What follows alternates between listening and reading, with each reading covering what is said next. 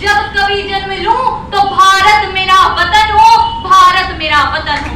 परम आदरणीय मंच, उपस्थित शिक्षक मंडल एवं मेरे प्रिय सहपाठियों, मैं कनिष्ठ सुगुरा 12th बी की छात्रा जनता इंटर कॉलेज भोपाल से आज इस आजादी के अमृत महोत्सव पर साइमन कमीशन वापस जाओ के विषय पर अपने विचार व्यक्त करने के लिए यहाँ पर उपस्थित हूँ।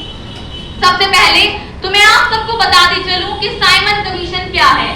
सर जॉन साइमन की अध्यक्षता में यह 7 ब्रिटिश संसद के 7 सदस्यों का एक ऐसा समूह था जिसमें कोई भी व्यक्ति भारतीय नहीं था। सन 1927 में इस आयोग का गठन किया गया और सन 1928 में इसे भारत भेजा गया। कई भारतीयों ने इसका कड़ा विरोध किया, जिनमें पंडित जवाहरलाल नेहरू, लाला लाजपत राय, महात्मा गांधी और मुस्लिम लीग भी शामिल था। वहीं दूसरी ओर डॉक्टर भीमराव अंबेडकर इसके पक्ष में खड़े थे। 30 अक्टूबर सन 1928 को लगभग मुख्य शहरों से होता हुआ ये आयोग लाहौर पहुंचा और वहां पर लाला लाजपत राय के नेतृत्व में इसका विरोध किया गया, जहां पर पुलिस ने लाला लाजपत राय पर डंडों से वार किया, जिसमें वह बुरी तरीके से घायल हो गए और उन्होंने कहा कि मेरे ऊपर लगाया गया एक प्रहार अंग्रेजों के ताबूत में कील का कार्य करेगा कि लाला लाजपत राय देशभक्त महान, आजादी के लिए दे दी अपनी जान, स्वतंत्रता का सवेरा संग लाए, हर हिंदुस्तानी के चेहरे पर रंग लाए, हर हिंदुस्तानी के चेहरे पर रंग लाए।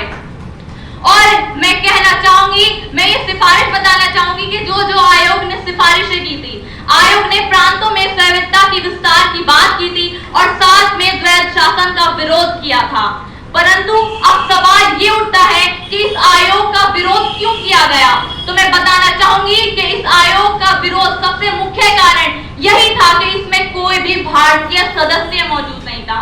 जब ये आयोग भारतीयों के लिए था तो भारतीय सदस्यों को क्यों शामिल नहीं किया गया और साथ ही भारतीय नेताओं को आपस में नहीं लिया गया था, उन पर विश्वास नहीं किया जा रहा था।